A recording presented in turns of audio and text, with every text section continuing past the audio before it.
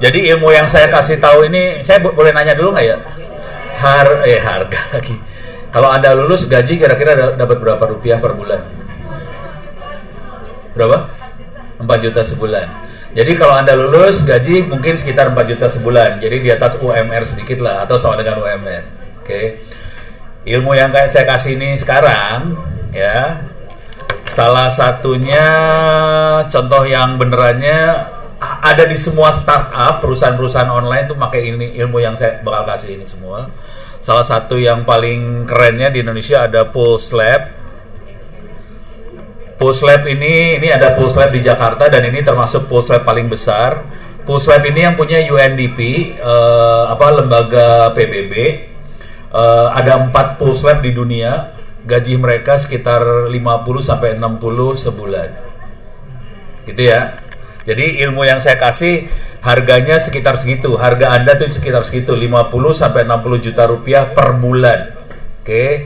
Jadi kalau mau serius dan Republik ini lagi nyari orang-orang yang punya kemampuan seperti ini. Jujur kemarin saya ke LKPP misalnya, mereka cuma nyari 3 orang. Jadi dia cuma ngomong kayak gini, Pak Ono, saya nyari 3 orang yang bisa data science dong. Nyari berbulan-bulan nggak dapet. Karena dosennya nggak pada ngajarin, ini masalah besarnya. Punten Bapak dosen. Ini sedikit masukan aja. Ada kebutuhan. Dasar dari ilmu ini adalah ilmu statistik sebetulnya. Cuman dosennya nggak ngajarin. Oke, sekarang udah mulai kebayang ya. Jadi kebutuhannya kayak gitu. Contoh lain. Saya kasih lihat contoh yang lain sederhana aja nih. Saya kasih lihat contoh-contoh sambil Anda download ya. Biasanya masuk toko online-nya apa? Shopee.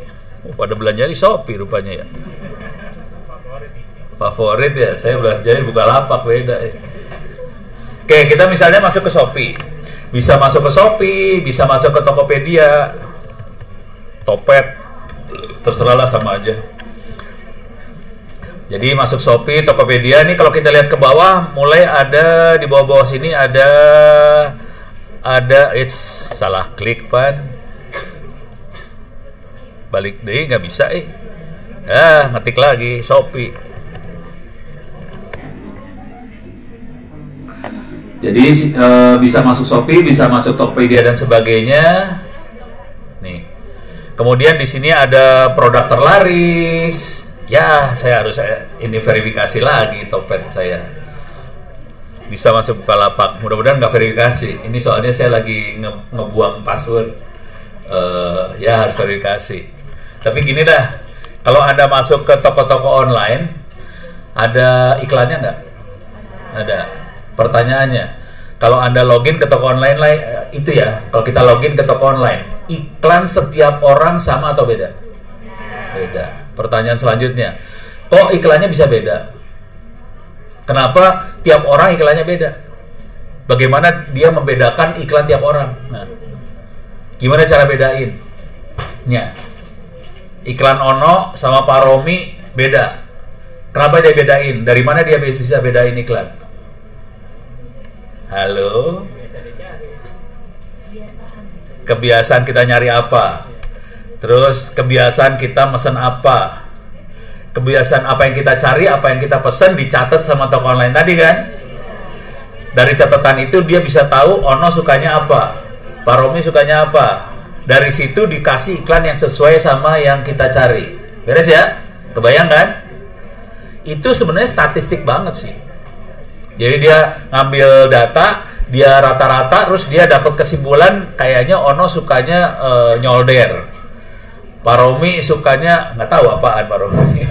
Sukanya HP meren. Jadi nanti keluar iklannya seperti itu. Beres ya? Akibat dari situ fatal ternyata. Kalau Anda ngobrol sama teman-teman yang punya radio broadcast, ngomong teman-teman yang punya koran, ngomong sama teman-teman yang punya televisi, mereka kehilangan iklan. Karena iklannya lari ke toko online, lari ke Google, lari ke Facebook. Akibatnya TV, radio, koran kehilangan iklan, akibatnya mereka susah cari duit, akibatnya kalau kita lihat beberapa TV isinya cuman sinetron, pokoknya jadi nggak bermutu, soalnya dia supaya bisa dapat iklan. Beres ya? Itu akibat yang fatalnya. Ini semua isinya statistik, jangan khawatir ya. Cuman statistik yang diajarin agak beda sama statistik yang kita pakai. Jadi yang Anda belajar sama statistik yang kita pakai agak beda sedikit. Kita statistiknya tujuannya adalah supaya kita bisa melakukan klasifikasi sama kita bisa jadi dukun. Beres ya? Oke. Ini kalau ada pertanyaan langsung ditanya. Ini sambil download, nanti pelan-pelan nanti saya masuk ke yang orange yang Anda install. Nah, sekarang saya coba naikin lagi. Ini udah kebayang ya? Oke, kita naikin lagi. Bentar. Jadi kalau kita lihat pola berpikirnya adalah nanti kalau kita masuk ke dunia-dunia seperti ini nanti akan bisa kita lihat lah Pak Jokowi segala macam akan masuk, atau Bu Sri Mulyani pasti ngomongnya digital ekonomi. Kayak gitu-gitu ya. Ada kata-kata digitalnya depannya, digital ekonomi. Tapi kalau kita lihat di sini sebetulnya bukan digital ekonomi itu isinya. Ini adalah ekonomi mata-mata. Jadi kita dimata-matain supaya si toko online-nya bisa tahu kita sukanya apa. Beres ya? Oke. Pola yang sama akan dipakai sama Kabinet Republik Indonesia, sama Pak Jokowi, sama Menteri, segala macam. Mereka akan berusaha memata-matai rakyat Indonesia supaya dia bisa bikin program yang sesuai dengan kebutuhan rakyat. Beres ya? Masuk logikanya sederhana, cuman saya pakai kata yang rada ekstrim, mata-mata. Sebenarnya pekerjaannya memang mata-mata sih. Nih, saya kasih lihat sedikit apa yang kalau nggak sudah masuk situ, saya kasih lihat lagi yang lain lah ya. Oke, jadi barusan kita ngelihat yang namanya toko online. Oke, kita bisa masuk yang lain. Saya punya waktu cuma 1,5 jam, susah ya. Pusing gue. Kita masuk ke Google Map. Biasa aja ya Google Map. Berapa orang di sini yang belum pernah lihat Google Map? Semua udah tahu Google Map, dan kita bisa ngelihat jalan dari Rawamangun ke misalnya Ragunan kemana, bisa lihat ya. Oke. Sekarang pelan-pelan saya coba otaknya dirubah dikit. Ini saya kasih lihat kondisi jalan di Jakarta sekarang. Ini ada yang warnanya hijau, ada yang warnanya orange. Tapi kalau hari biasa ini ada yang warnanya merah di sini. Pertanyaannya, kalau warna hijau, kira-kira jalannya lancar atau macet? Lancar. Oh, jago semua ya tahu. Kalau warna merah, macet. Oke, pertanyaannya, kok Google tahu jalannya lancar sama macet? Tahu dari mana? Dari mana? Pakai satelit. Ada lagi yang lain? Dari mana? Kok Google tahu jalannya macet? Mampus lo. Dari mana Pak Romi? Dari HP. HP-nya diapain? Dilempar. Apa hubungannya HP yang kita pakai sama jalan macet? Karena HP. Tadi terusin kalimatnya, kenapa? Apa hubungannya HP kita sama jalan macet? HP ada GPS-nya. Apa hubungannya GPS HP sama jalan macet? Kok gimana hubungannya antara GPS HP jalan macet? Hubungannya apa coba? Langsung senggol-senggolan itu kumaha itu. Tapi tadi jawaban satelit salah ya. Jawaban HP agak benar, tapi masih belum benar. Apa hubungannya GPS HP sama jalan macet? Hubungannya apa? Halo, masih nggak kebayang ya? Seru ya. Oke, kebangsa gue yang ngomong udah kayak gini. Saya pengen tanya dulu, HP yang anda pakai sistem operasinya apa? HP-nya HP apa sih? Android. Android yang bikin siapa?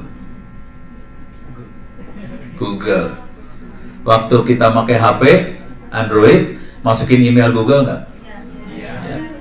Sadar nggak kalau HP kita mengizinkan HP kita buat lapor ke Google.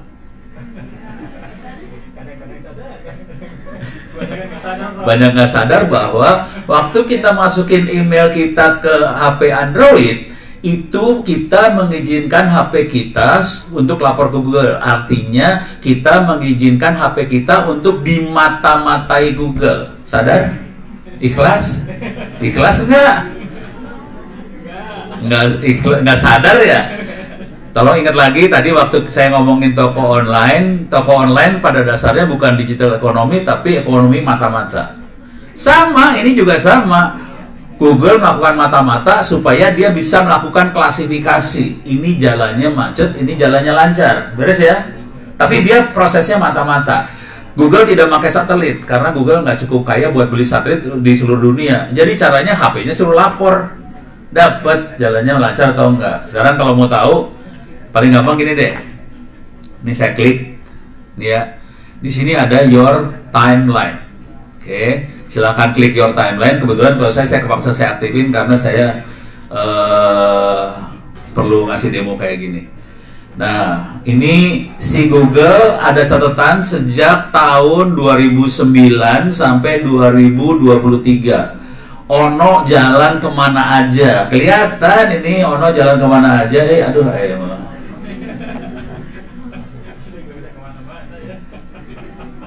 ini kelihatan ya.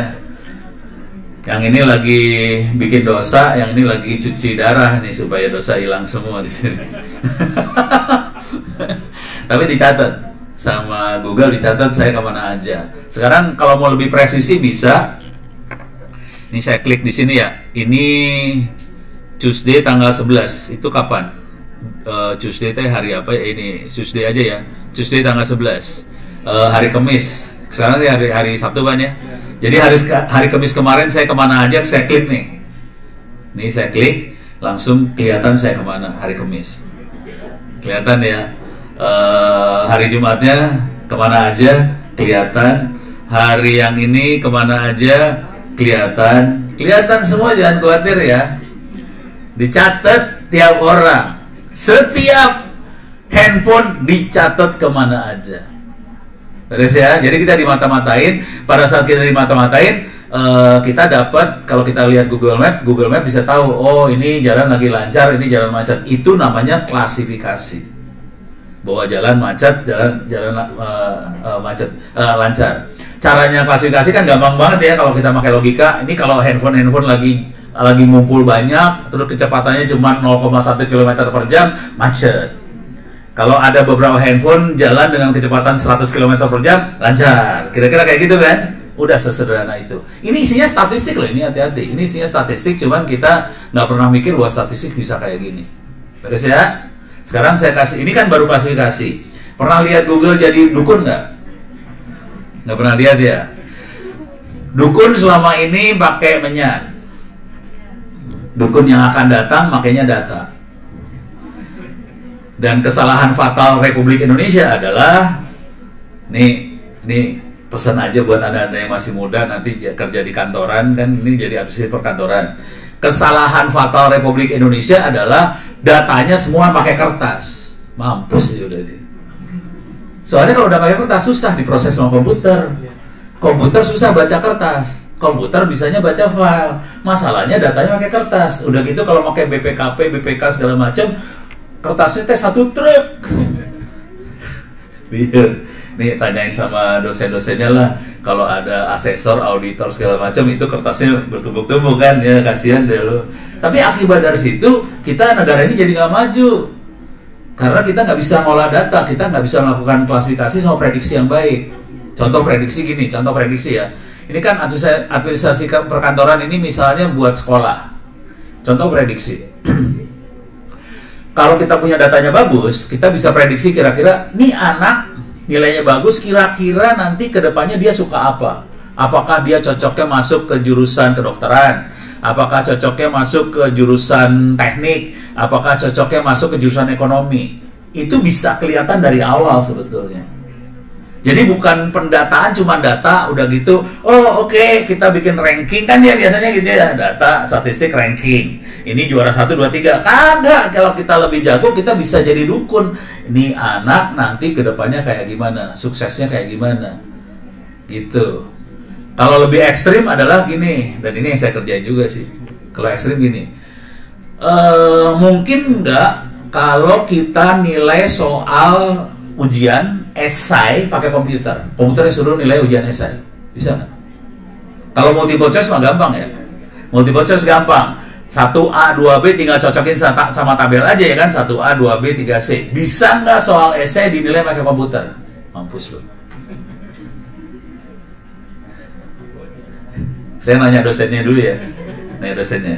Bapak-bapak ibu dosen, bisa nggak soal esai dinilai pakai komputer? Gimana caranya? Oh, kalau dosennya dari keyword. Kalau ada keyword-keyword ini nilainya sekian. Oke, makanya keyword. Kalau komputer yang jago, dia bisa baca kalimat. Nanti saya kasih lihat kerjaan yang saya kebetulan bukan nguji esai waktu kemarin. Saya kasih lihat aja ya. Saya kasih lihat langsung lah, biar pada pusing kepala. Saya juri di Satu Indonesia Award. Oke. Satu Indonesia Award ini buat anak-anak muda Indonesia yang umurnya di bawah 35 tahun dan inspiratif. Di belakang ini Astra. Jadi duitnya rada kenceng lah. Dia infak sedekah lah, ini judulnya. Infak sedekahnya Astra. Oke. Ini belum 35 semua kan? Belum. Belum. Oh, oke. Iya. Jadi gini, jadi kalau ada ngelihat ada orang yang umurnya di bawah 35 tahun dan inspiratif, silahkan dimasukin dalam sini. Waktu masukin itu kita perlu daftar, bikin account segala macem. Nanti kita bisa masukin orang. Waktu kita masukin bentuknya tulisan. Nama dia siapa, alamat di mana, visi misinya gimana, apa yang dia kerjain, susah nggak yang dia kerjain, terus efeknya kayak gimana, outreach-nya gimana, outcome-nya gimana, sustainable nggak, semuanya bentuknya tulisan. Kemudian juri akan ngasih nilai. Ini kayak soal esai kan, kalau tulisannya kayak gini nilainya 9, tulisannya kayak gini nilainya 8, juri akan ngasih nilai. Oke. Dari nilai itu kita ranking kan, yang paling tinggi dapat award. Beres ya? Bayangin ini tulisan, ada nilai. Softwarenya tidak baca keyword, baca tulisan. Nah, mati lo bagian yang itu lo. Nggak kebayang kan? Nggak kebayang ya. Ini saya kasih lihat dulu. Kasih lihat. Ini juri-jurinya. Ada Bu Nila. Bu Nila itu bekas Menteri Kesehatan ya. Ada Pak Emil Salim. Pak Emil Salim itu Menteri Lingkungan Hidup ya, zamannya Pak Soeharto. Ada Pak Fasli, ini Wakil Menteri Pendidikan. Ada Bu Puni, ada Ono. Nggak penting. Ini gue jadi nggak konsen. Ini Pak Awe ini, nah ada yang cakep ini bikin salah fokus biasanya. Oke. Kok diliatin terus sih, emang cakep sih, mau diapain. Tapi kalau saya lihat mahasiswa di sini enak hidupnya ya. Mahasiswanya ada berapa sih? Cowok ada berapa? Banyaknya cewek 90% kayaknya, apa 95% cewek. Cowoknya ada berapa? Satu kelas 7-8 dari 100. Waduh, Anda hidupnya enak banget ya. Saya dulu satu kelas 120 anak, ceweknya cuma 3. Pokoknya mengerikan lah. Kami kesulitan untuk mencari pasangan.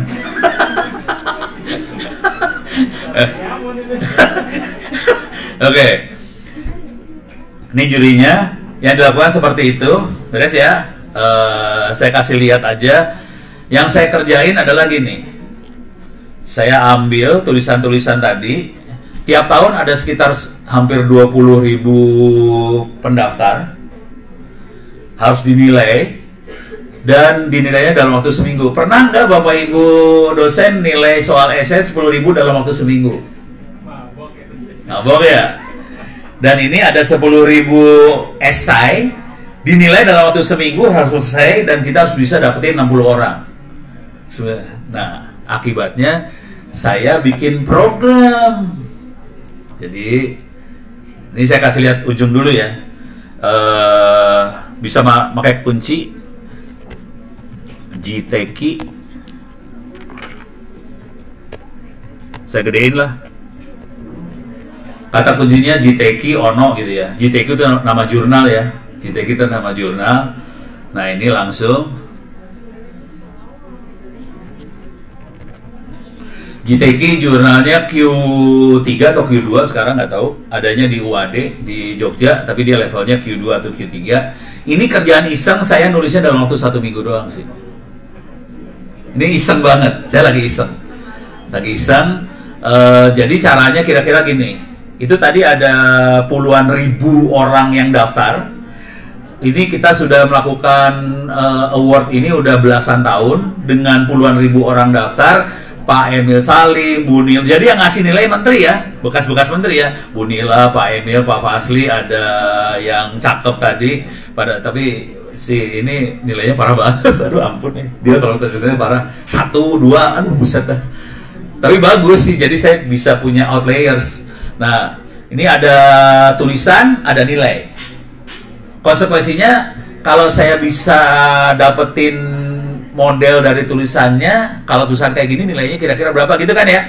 Kalau saya bisa dapetin model itu, saya kasih tulisan baru, dia bisa nilai sebetulnya. Kira-kira kalau tulisan kayak gini dapat nilai berapa? Itu yang dikerjain, jadi kita sama sekali tidak pakai keyword. Kita betul-betul ngitung, kalau tulisan kayak gini nilainya berapa, langsung dapat.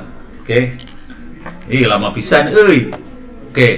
Saya kasih lihat yang udah saya download aja di sini, mudah-mudahan saya dapat. Saya kasih lihat aja ya. Salah.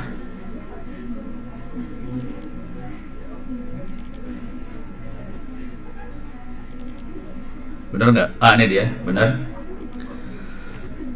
Jadi judulnya adalah membandingkan mesin learning sama manusia.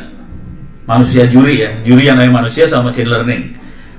Kesimpulannya aja saya kasih di sini, kesimpulannya dulu saya kasih, kesimpulannya ini nih. Nih terakhir, kalimat terakhir. Intinya kalau dalam bahasa Indonesia, minta maaf ini pakai bahasa Inggris ya, soalnya itu paper jurnalnya jurnal bahasa Inggris, karena dia masuk ke Scopus. Scopusnya juga lumayan, Q2, Q3, jadi bahasa Inggris harus nulisnya. Tapi intinya adalah hasil dari komputer, mesin learning, dibandingkan dengan manusia, hasilnya nggak beda jauh. Artinya mesin bisa nilai tulisan, hasilnya tidak sama, nggak beda jauh dengan manusia kalau nilai. Artinya kalau kita lagi di dunia pendidikan, kita lagi ngeluarin ujian dengan soal esai, kalau kita udah punya history, kita udah memata-matai ujian yang selama ini belasan tahun, kalau nulisnya kayak gini nilainya berapa, kita bisa nebak sebetulnya ke depan nilainya berapa. Jadi kuncinya sama Tokopedia, sama toko online, sama dengan Google. Kita untuk menebak, kita butuh history tadi. Dari history kita menebak.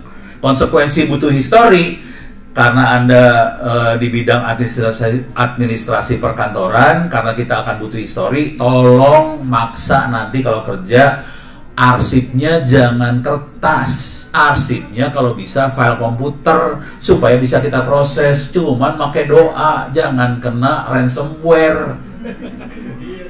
Pas kena ransomware nangis lu pada. Supaya tidak kena ransomware, jangan pakai Windows, karena Windows jelek. Beres ya?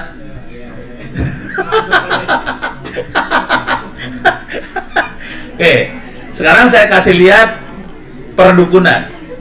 Ini beres ya urusan ini. Jadi tolong perhatiin, ini apa yang saya omongin bisa jadi paper jurnal, bisa jadi tugas akhir Anda sebenarnya. Oke, jadi nanti kalau pengen bikin tugas akhir bisa. Contoh tugas akhir misalnya gini, kalau kita punya kumpulan nilai siswa-siswa dari beberapa tahun belakangan, terus kita punya track siswanya, ini siswa yang 10 tahun yang lalu ternyata sekarang jadi direktur, siswa yang 7 tahun yang lalu ternyata jadi pakar S3 apa. Kalau kita lihat nilainya dia di sekolah dan hasil akhirnya, kita bisa nebak kira-kira. Kalau nilainya kayak gini, kemungkinan dia bisa jadi direktur. Kalau nilainya kayak gini, kemungkinan dia bisa S3 di mana, gitu. Jadi kita harus track bertahun-tahun, tracking orang tuh bertahun-tahun. Terus ya, cuman kalau bisa jangan berbentuk kertas. Kalau kertas nanti kita capek, harus nulis ulang, mati lu nulis ulang. Sekarang saya kasih lihat paper jurnalnya bentuknya kayak gimana ya. Nanti saya ini loadingnya lama Tadi kalau kita masukin orange data mining, salah. Yang akan saya ajarin programming ya. Jadi saya akan ngajarin programming loh ini. Parah. Cuman programmingnya bentuknya kayak gini nih.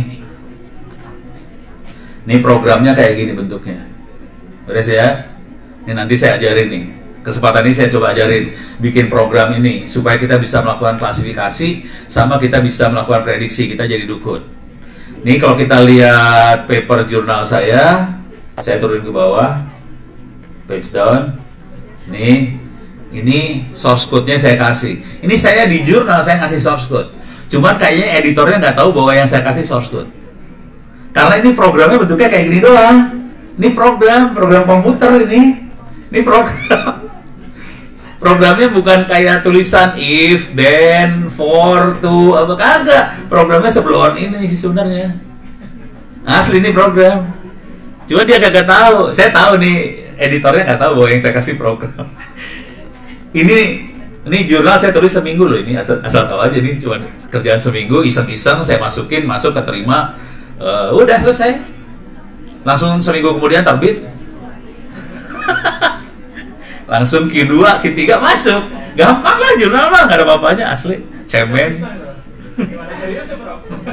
Coba kalau nggak percaya iseng ya, coba yang nulis cuma satu orang sendirian coba. Udah iseng nulis sendirian masuk jurnal kan, gila ini mah udah kacau dah. Nah sekarang saya kasih lihat urusan perdukunan ya.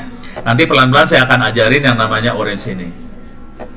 Tapi tolong diingat di kepala bahwa dalam proses ini kita melakukan mata-mata. Oke, sekarang saya kasih lihat mana tadi teh? Nih ya, saya balik lagi ke sini. Oke, yang kita lihat di sini klasifikasi. Oke, jalan macet, jalan lancar, itu namanya klasifikasi. Sekarang kita lihat dukun. Pernah lihat Google jadi dukun? Belum pernah lihat kan? Belum ya. Oke, sekarang saya kasih lihat dukun. Misalnya saya pengen jalan dari Tangerang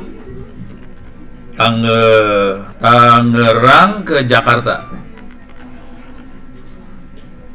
Ini kebetulan ada orang dari Kemhan segala macam, teknik yang sama. Saya kasih tahu dulu ya. Teknik ini bisa dipakai di semua hal. Kalau ini tadi Google urusannya buat perjalanan. Kalau kita di dunia pertahanan, kita bisa pakai misalnya buat deteksi teroris. Contoh cara deteksi teroris paling blow on ya. Teroris kan pakai Facebook segala macam juga ya. Misalnya ISIS lah. ISIS kan pakai Facebook buat rekrut anggota kan. Kalau kita bisa dapetin tulisan-tulisan semua yang ada di Facebook, kita bisa nanti klasifikasi. Oh, yang ini tulisannya curcol. Oh, yang ini tulisannya cari pacar. Oh, yang ini tulisannya cuman mau ngasih tahu gua pernah makan-makan di restoran apa. Yang ini tulisannya buat rekrut anggota ISIS. Jadi dia melakukan klasifikasi sama Google ini juga sama. Cuman kalau Google ini kan datanya adalah data GPS. Kalau tadi ISIS segala macam datanya tulisan yang diposting di Facebook. Kalau tulisan segitu banyak harus dianalisa sama manusia, nggak mungkin. Orang otaknya cuma segini. Mendingan otak gini saya dipakai buat mikirin istri saya yang cakep kan. Ngapain gue mikirin ISIS? Gak balik modal kan. Jadi mendingan gue mikir yang lebih bagus-bagus. Jadi sama sih. Jadi tolong pikir dalam kepala bahwa yang saya terangin ini bukan cuma buat ini doang, tapi untuk semua bidang sih. Contoh lain, COVID kemarin. Bayangin si orang yang harus dokter-dokter atau suster yang harus nemuin antivirus COVID. Caranya kan dia akan pakai mikroskop kan. Bayangin kita ngelihat mikroskop dan ini bukan tulisan ya, ini gambar ya. Gambar virus. Bayangin dia harus bisa bedain antara virus COVID sama virus flu sama virus-virus yang lain. Kalau orang yang ngelihat dengan jumlah ribuan gambar, mateng. Jadi caranya dia akan melakukan klasifikasi, tapi klasifikasinya pakai mesin. Jadi ini mesin dipakai karena datanya gede banget. Kalau orang yang ngerjain nggak mungkin. Nah sekarang kita akan lihat Google jadi dukun ya. Saya akan melakukan perjalanan dari Tangerang ke, saya balikin ya, Tangerang ke UNJ Rawamangun. Nah ini dia. Oke, ini saran dia dari Tangerang ke UNJ Rawamangun. Supaya agak susah jalannya, supaya agak macet, saya tempel ke sini. Ya, ini hari Sabtu. Kelihatan agak macet di daerah non itu Kebon Jeruk. Kebon Jeruk, bener ya? Ini Kebon Jeruk kan? Oke, kita akan macet kalau dari Tangerang ke Rawamangun, kita akan macet di Kebon Jeruk. Beres ya? Saya akan ngasih lihat Google jadi dukun nih sekarang. Oke, caranya gampang banget. Ini perhatiin di sebelah sini ada tulisannya Leave Now. Berangkat sekarang. Kalau berangkat sekarang bukan dukun. Kalau sekarang kan Google udah ngelihat dari HP-HP yang ada di jalan, dia bisa tahu jalannya macet di mana. Itu bukan dukun. Itu cuma nyari jalur yang paling cepat aja. Dari dia bisa memprediksi dari kemacetan-kemacetan, terus dia cari jalur yang paling cepat. Sekarang saya rubah Leave Now-nya. Depart at, berangkat pada jam. Ini masih jam 9:10 hari Sabtu. Saya rubah harinya ya ke besok hari. Tolong liatin macetnya ya. Tolong lihat macetnya. Ini yang macet di sini, ini macet di sini nih, ada macet nih. Saya rubah ke hari Minggu ya. Saya klik ini, pindah ke hari Minggu. Sama nggak macetnya? Beda ya? Udah kejadian belum? Belum. Dukun nih. Dukun ya. Coba kita geser lagi. Pindah ke hari Senin. Pindahin ke sini lagi. Dia nggak, sama sekali nggak ngasih alternatif ke sini sekarang.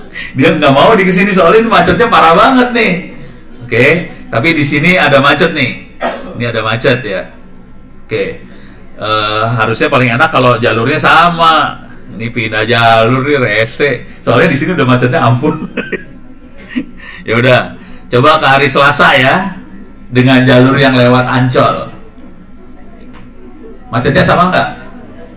Saya balikin ya, Senin, tolong lihat macetnya aja ya. Lihat yang warna merah, tolong lihat warna merahnya. Saya balikin lagi ke Senin, macetnya lain ya. Selasa, macetnya lain. Rabu, oh dia balik ngasih jalur yang ini lagi nih sekarang. Gitu. Belum kejadian dan dia bisa prediksi macet. Pertanyaannya, bagaimana dia melakukan perdukunan ini? Mampus lu. Histori apa? Histori bahwa 7 hari lagi akan macet di sini. Gimana histori mana coba? Ayo. Gimana dia melakukan prediksi? Ini dukun, asli dukun loh.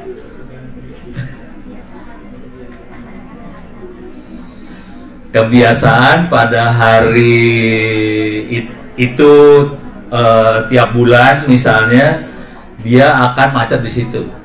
Jadi kebiasaan itu dicatat, kemudian kebiasaannya itu diregresi. Kalau orang statistik akan ngomong regresi ya, regresi linear atau apa, nanti ketahuan macetnya di mana. Beres ya?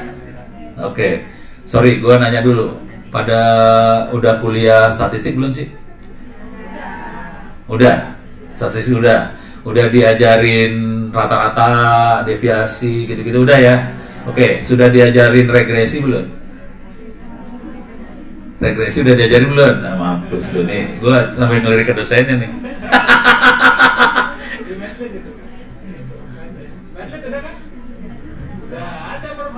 Oh udah, cuman masuk kiri keluar kanan ya. Padahal itu harga ilmunya 60 juta rupiah per bulan itu tuh. Jadi asal tahu, dunia ini butuhnya seperti ini. Nah sekarang ini beres ya. Saya akan naik kelas lagi dikit. Saya naikin lagi ilmunya dikit ya pelan-pelan. Ini yang minta ke saya BPK, KSP. BPK Badan Pengawas Keuangan Republik Indonesia, KSP itu Kantor Staf Presiden, BPKP yang minta. Udah gitu akhirnya kepaksa saya kerjain PR-nya. Oke. Tapi kira-kira gini lah. Dokumen. Ini saya ngambil hasil akhirnya dulu ya. Oh.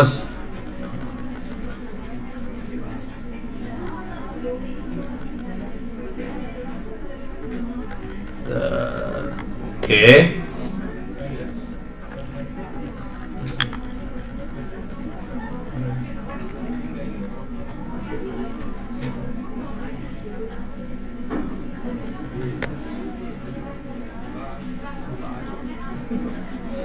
Jadi ini yang minta BPK, tapi sama aja lah, BPKP juga minta sama.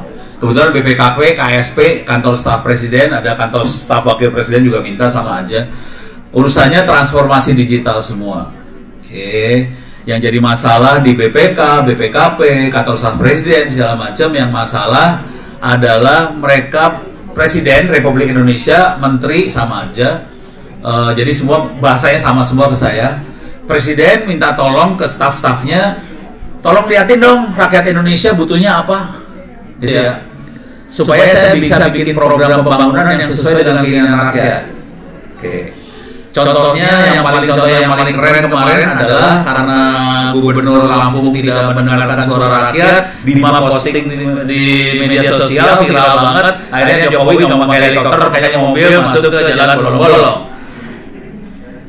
Jadi sebetulnya yang mereka lakukan, mereka perlu melakukan mata-mata rakyat Indonesia, ada masalah apa pada rakyat Indonesia, supaya dia bisa bikin program yang sesuai banget sama kebutuhan rakyat, supaya rakyat tidak perlu posting di media sosial seperti Bima.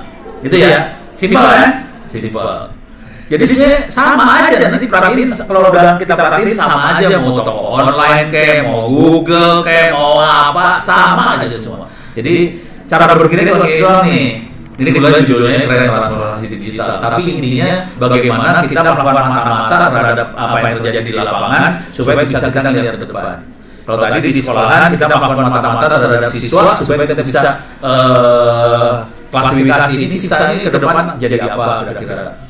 Gitu ya. Nah, sekarang gambarnya kira-kira kayak gini nih. Saya nggak akan bacain, masuk gambarnya aja langsung.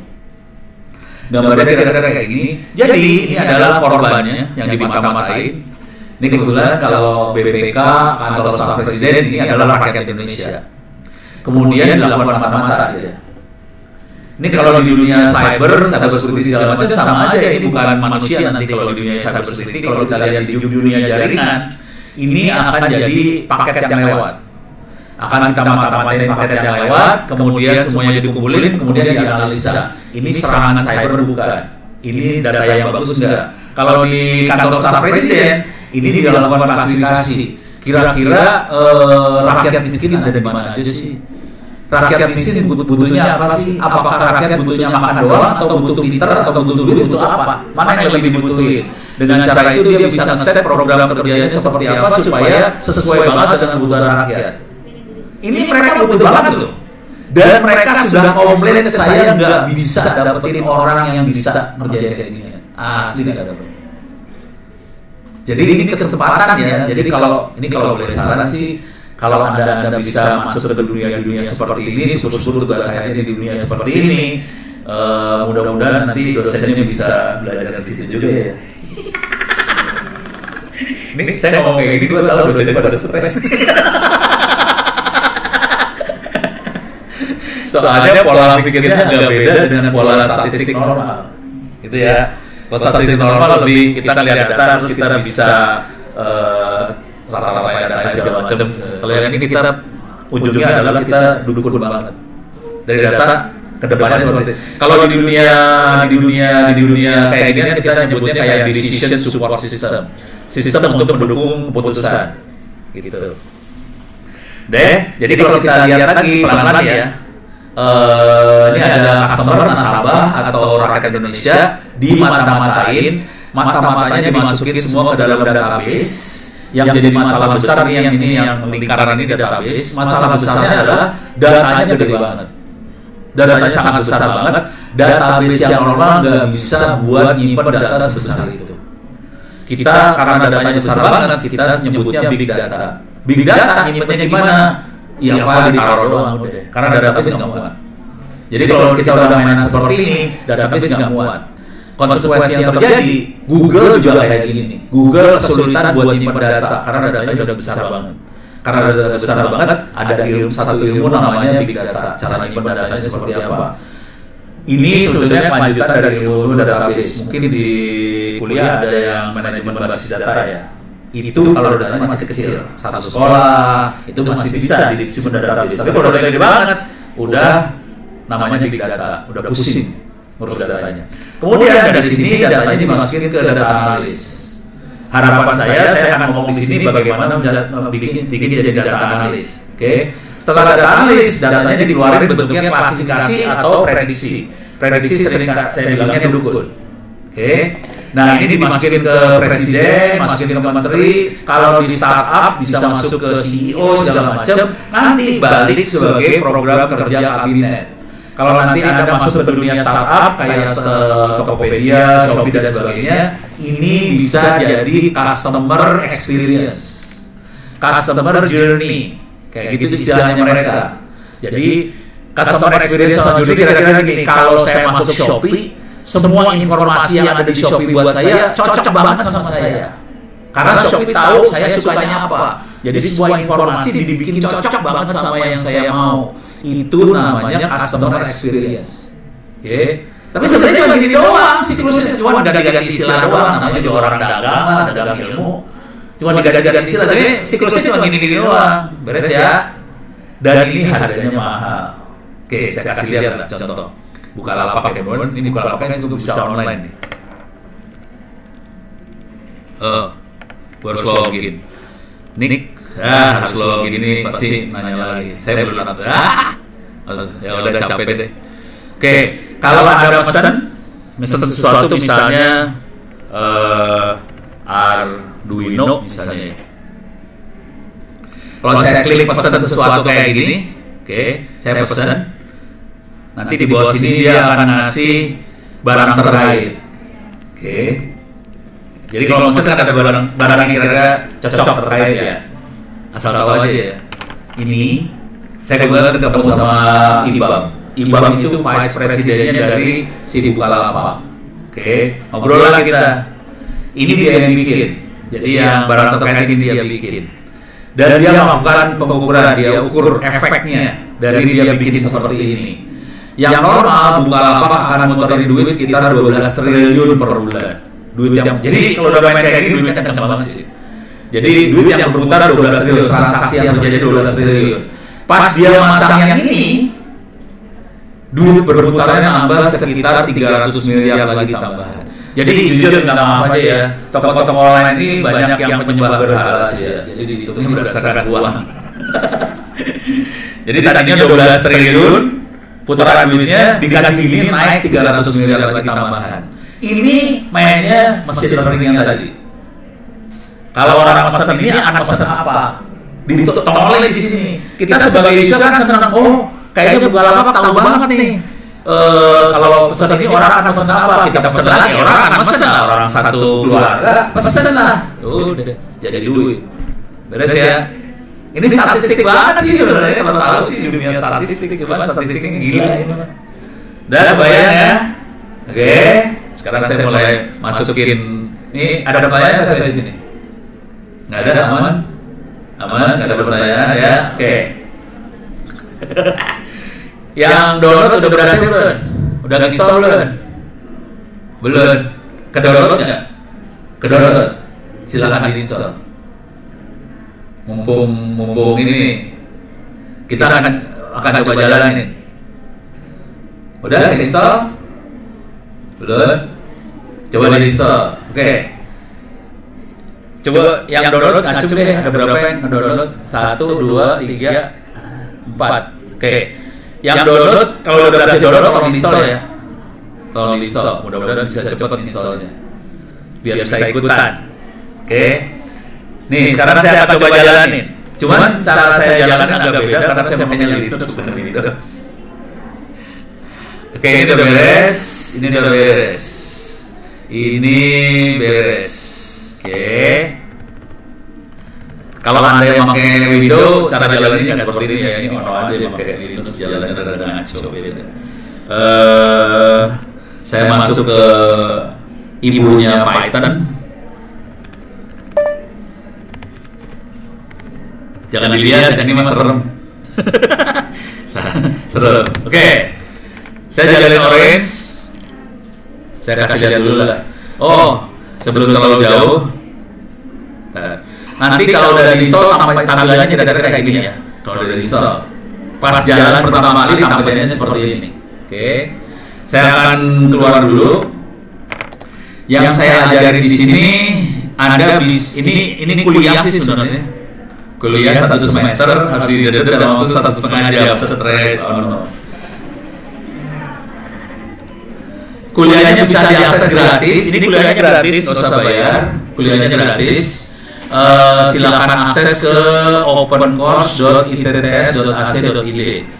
Oke, ini kuliah gratis. Ada di open, tolong dimasukin di kepala atau dicatat juga boleh. Alamatnya open course. Course bahasa Inggris ya. COURSE course opencourse.itts.ac.id. Oke, udah. Oke. Sekarang kuliah ini adalah kuliah data engineering lah. Ada juga big data, cuma masih belum selesai gitu. Ada kuliah data engineering. Saya klik di sini. Nah, di sini ada data engineering, ada data engineering, saya klik. Saya ke bawah dikit. Ini kuliahnya kuliah data engineering. Yang barusan saya bahas namanya data engineering. Dan ini udah kebuka, semua orang boleh masuk. Nanti saya kasih lihat kenyataan hidup yang pahitnya. Free, semua orang boleh masuk. Ini ada modulnya kalau nggak salah ada sekitar 20-an modul. Kuliah yang normal cuma ada 14 modul biasanya. Saya masuk 20-an modul. Oke. Intinya nanti ini modulnya kira-kira di sini. Nah, ini kalau saya kasih kuliah bentuknya kayak gini bentuknya. Untuk biasanya mahasiswa pertama kali kalau masuk kuliah pertanyaan pertamanya adalah bagaimana cara dapat nilai A. Langsung saya tulis untuk dapat nilai A pengajar akan lebih suka kalau Anda nulis buku. Kalau nggak sanggup nulis buku silakan kerjain ujian. Ujiannya ini masukkan aja buat UNJ aja kali ya. Ujiannya kalau Anda satu kuliah ada berapa kali UAS? 1. UTS-nya berapa kali? 1. Ya, yang ini UTS sama UAS-nya boleh berkali-kali dari awal semester sampai akhir semester. Oke, udah gitu, ada yang jaga nggak UAS UTS-nya kalau di UNJ? Ada kan di kelas ada yang jaga ya. Yang ini ujiannya boleh berkali-kali dari awal semester sampai akhir semester, online nggak ada yang jaga. Boleh nyontek kalau mau nyontek. Rata-rata anak-anak akan ngerjain UAS sama UTS-nya 5 kali. Oke, untuk dapat nilai A. Walaupun boleh nyontek. Karena apa? Bang soalnya di sini ada sekitar 6.000-an soal. Udah gitu, walaupun duduk sebelahan, soalnya pasti beda. 100-100-nya beda semua. Kalau ngerjain yang kedua kalinya, soalnya beda lagi. Ngerjain lagi, soalnya beda lagi. Ngerjain lagi, soalnya beda. Soalnya akan beda terus. Makanya saya sih enak-enak aja. Kerjain aja dari awal semester sampai semester ujian boleh apa aja. Nah, udah gitu ya. Sekarang saya kemarin asesor yang datang ke kampus saya pusing kepala ya langsung. Dan ini saya kasih lihat dah. Kalau di UNJ satu kelas berapa orang? 40-an orang ya. Saya kasih lihat ya jumlah mahasiswanya ada berapa di sini ya. Biar stres UNJ. Jumlah mahasiswanya cuma ada 11.700 orang. Bayangin dengan jumlah mahasiswa 11.700 orang, boleh kerjain ujian kapan aja, di mana aja, servernya nyala 20, kan servernya nyala 24 jam. Kenapa ujiannya ditentukan tanggal sama jamnya, nyala 24 jam, kerjain aja tiap hari ujian. Kalau udah tiap hari ujian, ada remedial nggak? Kira-kira remedial akan terjadi kalau ujian cuma sekali loh. Ini boleh berkali-kali, jadi nilai kalau nilai jelek ujian lagi, yang diambil adalah nilai terbaik. Makanya anak-anak ujian terus, makanya anak-anak lulus nilainya A semua, satu kelas. Gitu. Ikhlas lah, anak-anak ujian terus. Daripada cuma ujian sekali nilainya jeblok. Mendingan kayak ini kan. Ujian berkali-kali. Boleh nyontek Pak? Boleh, nyontek aja kalau bisa. Nyontek aja kalau bisa. Udah. Asli nggak bisa nyontek. Gitu ya. Sekarang saya kasih lihat lagi hasil ini ada 11.000 orang kan. Data science ya. Sekarang saya pengen tahu. Jadi yang dapat ini akan dapat sertifikat gratis. Jadi kalau Anda ngerjain di sini akan dapat sertifikat gratis. Nanti bisa ngomong sama Pak Romi, Pak, saya dapat sertifikat dari Pak Romi, boleh nggak ditransfer jadi kredit kuliah di UNJ? Kalau dari kita sih boleh aja. Oke, sekarang saya kasih lihat gombal nih. Saya kasih lihat yang gila aja ya. Dari 11.700 orang, kira-kira jadi sertifikat akan dikeluarkan kalau nilainya di atas 90. Bisa nebak nggak dari 11.700 orang yang dapat nilai 90 ada berapa orang? Berapa orang? 100? Berapa orang? Berapa? 2? Nah, semua dapat. Oh ya, karena orang baik sekali, semua akan dikasih nilai A ya. Sekarang kita lihat kenyataan hidup ya, kenyataan hidup. Jadi bayangin ini ada kuliah free, semua orang boleh ikut, ujian boleh berkali-kali. Nggak usah bayar SPP. Kalau ada nilai 90 akan dikasih sertifikat gratis, nggak usah bayar apa-apa, dan sertifikatnya bisa di-download sama siang dapat nilainya. Sekarang saya kasih lihat ke bawah. Oke, paling bawah nih. Ini dia. Oke. Sertifikat bagi mereka yang di atas nilainya di atas 90. Udah saya klik sertifikatnya nih. Karena saya gurunya, saya dosennya, saya bisa lihat siapa yang dapat sertifikat dong. Kalau cuma siswa, dia cuma lihat sertifikat dia aja, jadi nggak bisa lihat sertifikat temannya. Bisa lihat berapa yang dapat nilai 90? 3 orang saja.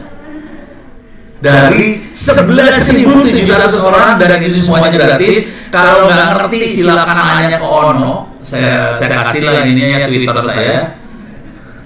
Ini udah gila loh, dikasih gratis, silakan tanya. Tolong catat aja Twitternya. Nih Twitternya, saya gedein lah, biar bisa dicatat. Oke, silakan dicatat ya.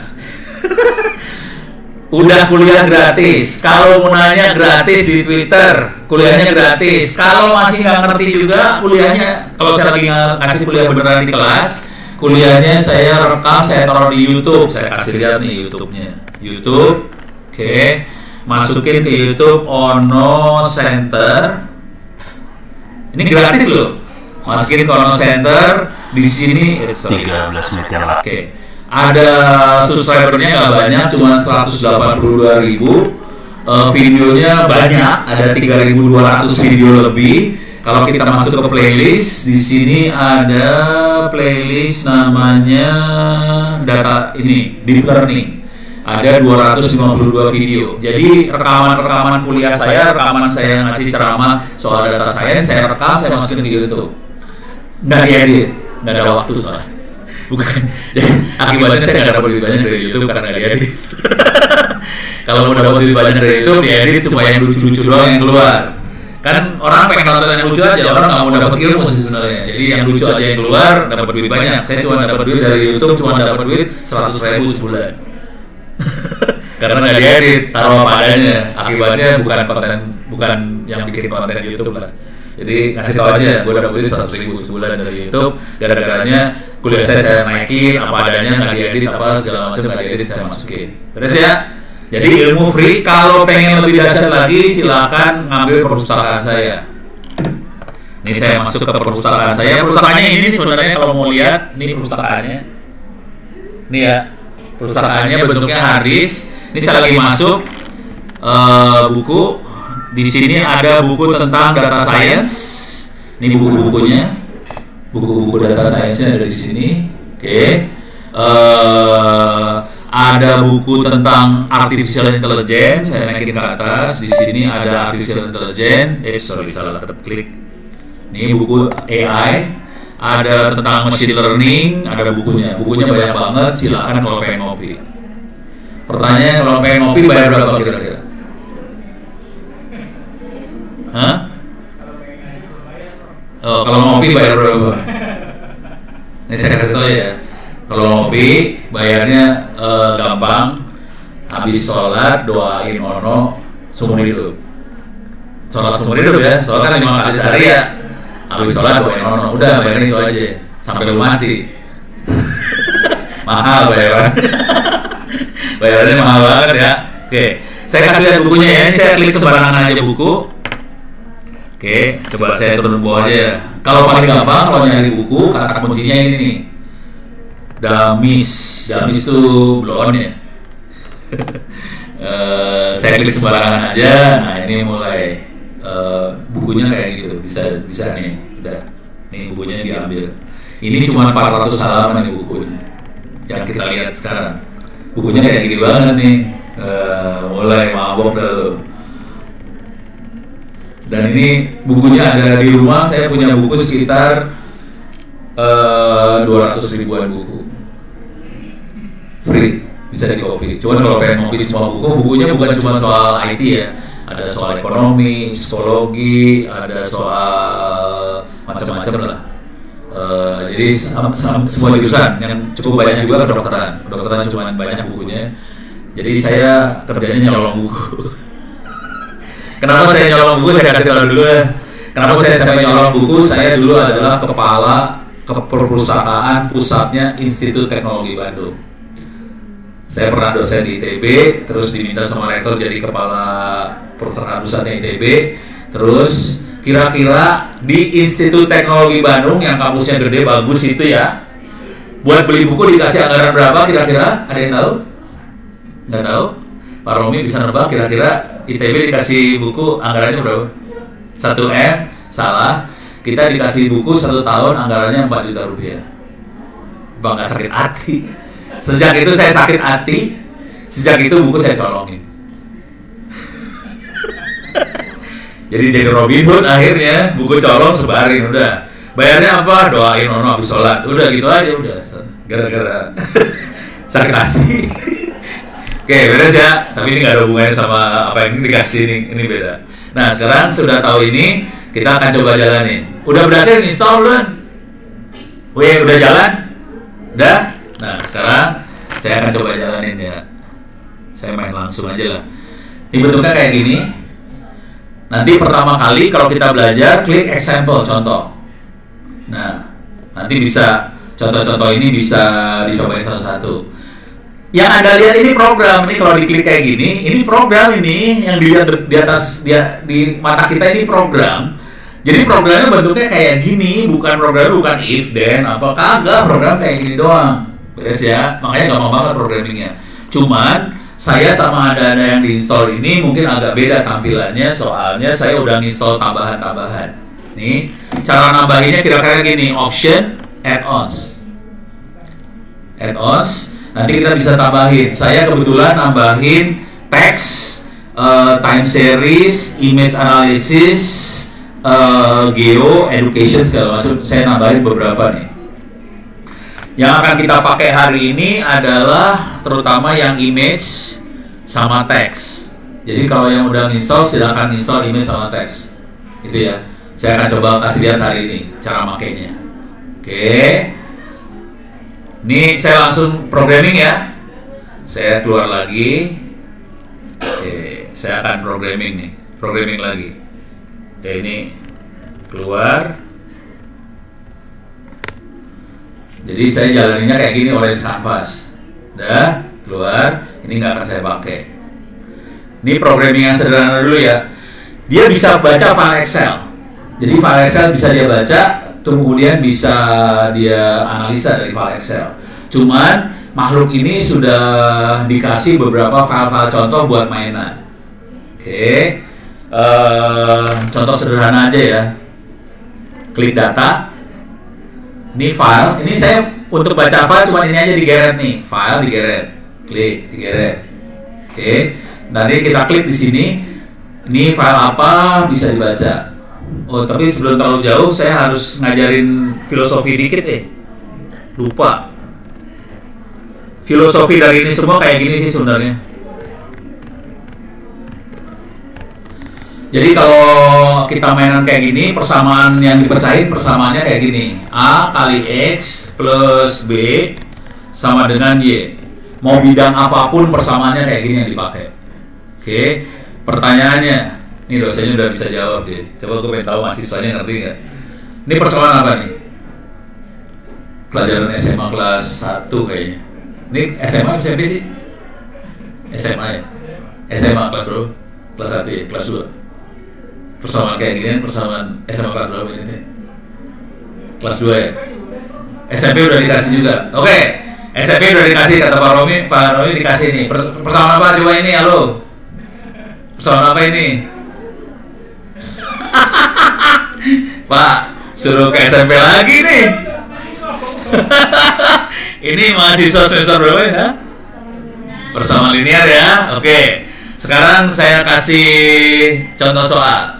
Contohnya gampang banget lah. Saya kasih itu dulu ya, cara mencahinya pakai metode substitusi. Lu kalau kagak bisa, lu belajar lagi ke SMA. Kita akan mencahi persamaan linear pakai metode substitusi. Misal, saya kasih nilai. Kalau X-nya 1, kita dapat Y-nya 7. X-nya 2, Y-nya 8. X-nya 3, Y-nya 9. Oke. Kalau di dunia data science, proses yang ini namanya training data. Setelah kita kasih X1 Y7, X2 Y8, X3 Y9, kita harus nyari A-nya berapa, B-nya berapa. Sekarang saya pengen nanya, coba A-nya berapa, B-nya berapa? Halo? A-nya berapa, B berapa? Halo? Coba dihitung A-nya berapa, B berapa, pakai metode substitusi. Pelajaran SMA. Ini luar kepala juga bisa keluar, gampang. 10 menit lagi, mati gua. Ya udah dah, gua jawab dulu lah. A-nya 1, B-nya 6. Terus saya dapat. Ini A1 B6 namanya model. Ini yang dipecahkan sama si program model tadi. Nah, kemudian dari situ kita bisa melakukan prediksi. Contoh prediksi gini, kalau X-nya 10, Y-nya berapa? Halo? X10, Y berapa? X10, Y-nya berapa? Berapa? 16. Nah, benar. Ini namanya dukun prediksi. Kalau X-nya 10, Y-nya berapa? Itu prediksi. Jadi, dalam proses ini semua ada yang namanya training, ada model, ada prediksi. Beres ya? Oke, sekarang kita coba kerjain makhluk ini di sini. Tapi saya ekstrim ya, saya loncat karena udah dikasih waktu 10 menit lagi. Stres ngajarnya baru 10 menit lagi.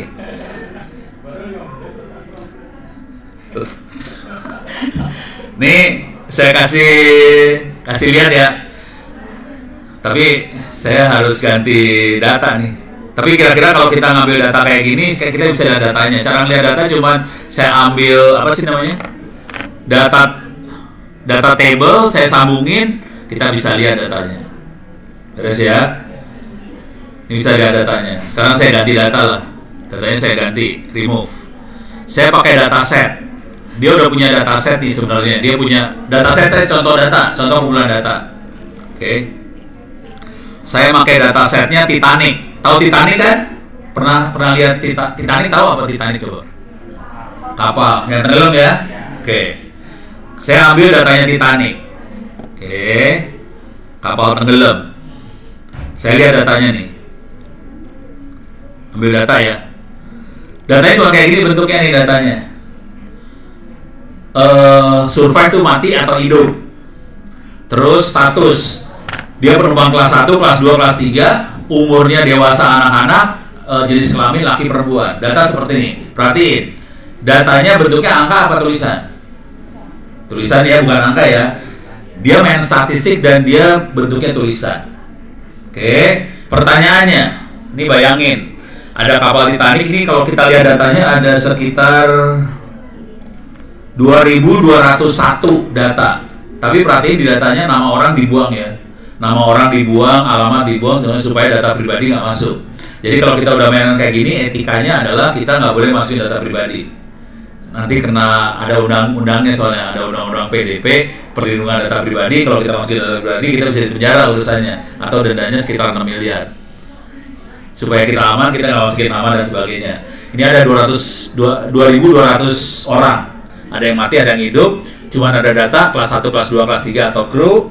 Terus ada dewasa atau anak. Ada lagi data lagi, dia laki atau perempuan. Pertanyaannya, bayangkan ada malaikat maut datang ke Titanic yang mau tenggelam.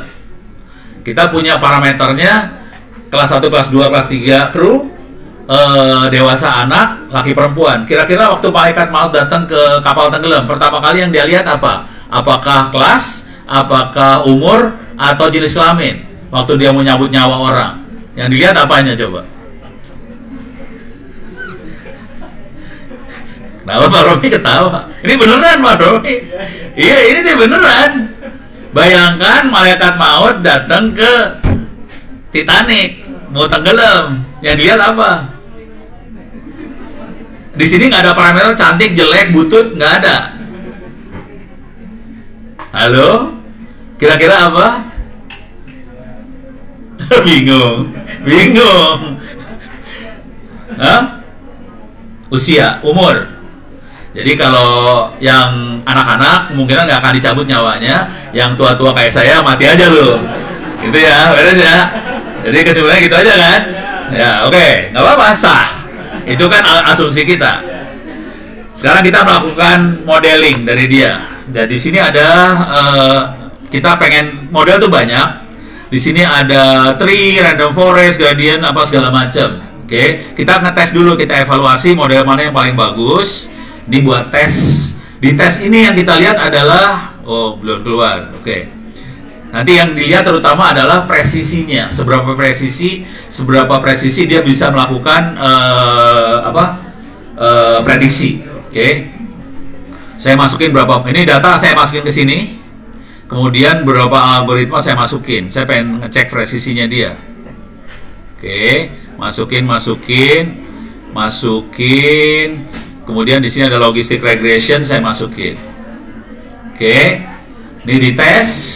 Hasilnya adalah tree 81,6, random forest 82, logistic regression 77, kemudian gradient boosting 081. Jadi yang bagus sebetulnya random forest sama tree yang bagus. Oke, saya akan coba pakai tree di sini. Ini saya buang semuanya. Iya ini salah. Ini saya buangin, remove, ini remove. Oke, saya akan pakai tree, masukin ke sini tree. Kemudian saya harus visualisasi hasilnya. Jadi kalau kita mainan data science machine learning adalah cuma mata-matain model, visualisasi. Sekarang saya akan visualisasi. Oke, udah. Visualisasi, kita akan 2 level aja. Ini hasilnya adalah, ini yang hidup ya, yes. Targetnya adalah yes. Kita lihat pertama kali yang dilihat adalah jenis kelamin, bukan umur. Minta maaf, jadi saya masih bisa hidup. Tapi yang jenis kelamin yang bakal hidup adalah yang perempuan, yang laki bakal dimatiin sih sebenarnya. Gitu ya. Jadi si malaikat pas datang yang dilihat, lu laki perempuan, laki, mati aja lu perempuan hidup, kira-kira gitu. Setelah itu kita masuk level selanjutnya, yang perempuan akan dilihat lagi. Anda kelas berapa? Kelas 3, mati. Kelas 1, 2, kru hidup. Beda perilakunya sama laki-laki. Laki-laki akan dilihat terutama umur, bukan status. Umurnya, Anda dewasa, tua, mati, anak-anak hidup. Jadi beda perilakunya antara laki perempuan. Jadi ada diskriminasi sih. Jadi si malaikat maut sebenarnya punya diskriminasi. Beres ya? Oke. Karena waktu sempit saya ganti soal. Tapi kira-kira polanya sama juga sih. Soalnya ganti datasetnya, saya ganti sekarang car evaluation. Seru ya? Padahal kayak gini doang mainannya sih asli. Ini datanya kira-kira kayak gini nih. Ada car mobil, car tuh mobil bahasa Indonesianya ya. bakal dibeli apa enggak. Oke. Parameternya adalah harga, ada very high, medium, low, apa segala macam, biaya maintenance, jumlah pintu 2, 3, 4, 5, 6 berapa pintunya, perhatiin ini datanya ada yang tulisan, ada yang angka ya. Terus ada jumlah orangnya, 2 orang atau 4 atau lebih, luggage tenaun, luggage bahasa Indonesia itu tenaun, luggage bagasi, bagasinya gede, medium, small, terus safety. Apakah ini mobil bakal masuk jurang kayak kemarin di Gucci masuk jurang truk lagi salah busnya masuk jurang mati orang ya. Ini seberapa ini safety-nya ya, beres ya. Jadi parameternya seperti ini. Sekarang Anda sebagai data analis, kira-kira kalau ada apa penjual mobil ini atau Anda pengen beli mobil, yang pertama kali dilihat apa? Apakah harga, apa maintenance, pintu, jumlah orang, bagasi, atau safety? Mana yang mau dilihat pertama kali? Halo? Harga ya. Sangat plus 62 sekali. Plus 62 yang memang dilihat harga ya, itu sangat masuk akal. Cuman lu harus mikir gini, ini datanya data orang bule ya. Kira-kira kalau orang bule pertama kali yang dilihat apa? Apakah harga, atau orang bule kan kaya-kaya dong? Safety? Oke. Ini kita ganti ya, ini orang bule. Kemungkinan safety, mungkin kita lagi pikir gue bule, gue akan kayaknya safety banget ya, nggak tahu. Saya juga nggak tahu. Kayak kita lihat akibatnya. Salah pencet. Masuk lagi ke sini. Ini dimasukin ke tree sekarang datanya. Sekarang kita lihat hasilnya. Oke, saya turunin ke level 2 lagi. Pertama kali bukan safety, minta maaf, yang dilihat jumlah orang. Berapa orang? Berapa orang? Jadi bule yang dilihat bukan safety juga sih. Dia nggak peduli gue mati atau enggak, dia makin naik mobil nggak peduli dia. Yang penting kalau orangnya 2 nggak akan dibeli. Itu yang beli cuma anak-anak milenial seperti anda yang orang 2 doang mobil. Kalau kita yang punya anak banyak kayak saya anaknya 10 gitu kan nggak mungkin beli mobil orang 2 kan. Yang gue beli bus. Jadi orang yang bakal dibeli pertama kali adalah yang mobil yang orangnya banyak. Mobil orang 2 nggak akan dibeli. Udah gitu kita naikin lagi level 3. Kemudian yang dilihat adalah safety. Baru safety yang dilihat. Nanti dinaikin lagi level selanjutnya, dilihat apa. Ini adalah proses pengambilan keputusan. Dan ini dihitung pakai komputer. Beres ya? Sip? Ada pertanyaan? Waktu saya tinggal berapa detik lagi? Saya? Satu lagi ya. Bapak Andre, hijau deui-nya. Lanjut. Ya kepaksa gue ngasih yang lucu-lucu aja di sini mah. Pusing katanya. Ini sekarang saya akan analisa gambar. Bayangkan kalau tadi angka ya. Tadi juga tulisan sama angka. Sekarang gambar. Ada image analytic. Oke. Saya ambil image import data. Di sini ada domestic animal. Ada 20 domestic animal. Makhluk apakah itu? Kita coba lihat. Oke. Makhluknya seperti ini. Ada kuda, ada ayam, ada ini apa sih namanya? Kelinci, lupa. Ada sapi segala macam. Kita sebagai manusia kita bisa mengelompokkan. Oh, ini sapi, keluarga sapi. Ini kuda satu kelompok sama mungkin yang ini. Ini bebek sama bebek. Bebek sama angsa, soang. Ya, kita manusia. Oke, sekarang coba kita lihat datanya ya. Datanya mah geblek, ini mah kacau. Nih kita lihat datanya. Datanya seperti apa nih, saya geser ke sini biar ada lega dikit ya. Datanya seperti ini. Datanya cuma nama file, kilobyte-nya, terus pixel. Tidak ada informasi sama sekali. Ini satu keluarga sama mana? Nggak ada. Seru ya. Dan kita harus bikin pengelompokan seperti itu. Ini keluarga siapa? Bentuknya gambar loh, bukan tulisan loh. Nah, kalau kita sebagai manusia logikanya gini. Oke, ini gambar. Ini yang kaki-kaki 4 disatuin jadi satu. Ini yang kakinya 2 jadi satu. Yang ada sayapnya jadi satu. Yang ada buntutnya jadi satu. Yang lucu-lucu imut-imut jadi satu. Beres ya? Nah, gimana caranya kita buat ngekstrak fitur tadi? Kakinya 2 segala macam. Nah, ini ekstraknya pakai ini namanya image embedding. Oke, image embedding yang kita pakai namanya Google Inception V3. Apakah itu? Nah, kita lihat dikit Google Inception tenaon. Google Inception V3. Bentuknya kayak gini dah, mampus dah. Ini namanya neural network. Jangan ketawa dulu. Enggak. Tapi filosofi di balik neural network ini adalah persamaan linear doang. Dia mecahin persamaan linear. Kalau ini neural network saya ganti ya. Neural network persamaan linear. Nah, kita bisa lihat dari sini misalnya. Jadi persamaan linear kan AX plus B sama dengan Y. Jadi yang dilakukan, jangan yang ini deh, cari yang ada B-nya.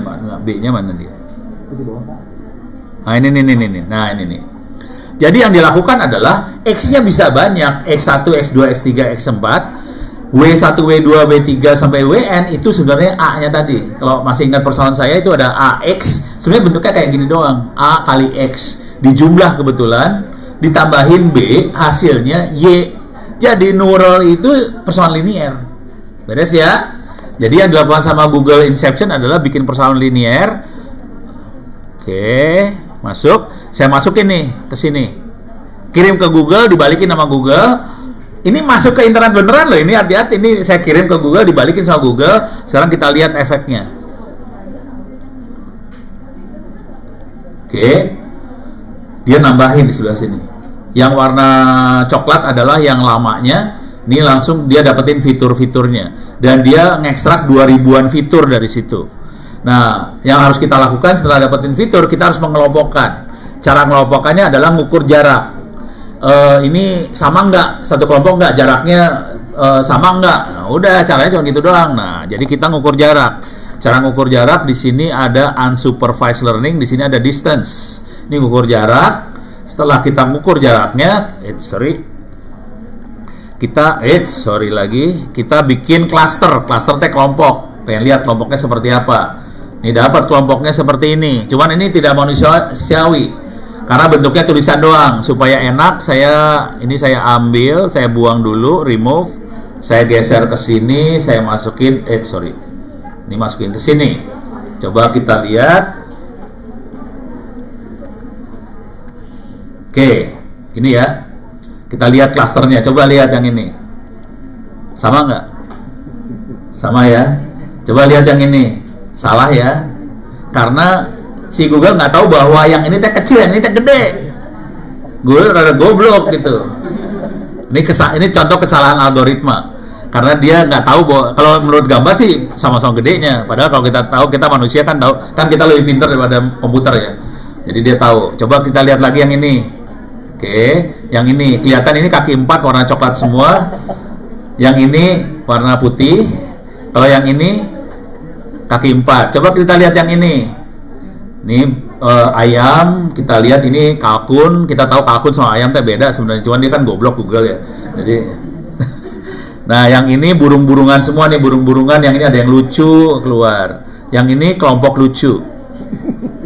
Terus ya? Bisa dikelompokin langsung, keren loh, asli. Dan ini yang tekniknya, ini yang dipakai sama peneliti-peneliti yang virus COVID kayak gini tekniknya. Teknik yang sama bisa kita pakai buat deteksi muka, wajah. Ini wajahnya Ono, ini wajahnya Jokowi, ini wajahnya siapa gitu. Ini wajahnya Bu Opi. Nanti ada klasifikasinya, orang cakep, orang jelek, orang cantik keluar. Saya biasanya masuk yang jelek-jelek sih soalnya. Oke. Beres, terima kasih banyak. Mudah-mudahan bisa bermanfaat. Udah tahu email sama Twitter saya. Udah dari Twitter udah ya. Kalau mau komunikasi silakan pakai Twitter. Yang penting jangan lupa tadi apa? Doa sesudah sholat. Saya kembalikan pada pembawa acara, moderator. Salah. Baik, tepuk tangan kepada teman peserta semua. Terima kasih Bapak Profesor. Silakan duduk.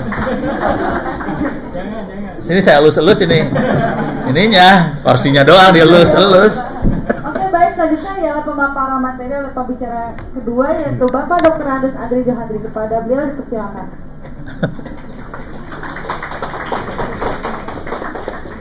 Izin Pak Ono, saya izin dulu sama Prof. Santi. Baik, terima kasih. Assalamualaikum warahmatullahi wabarakatuh. Iya.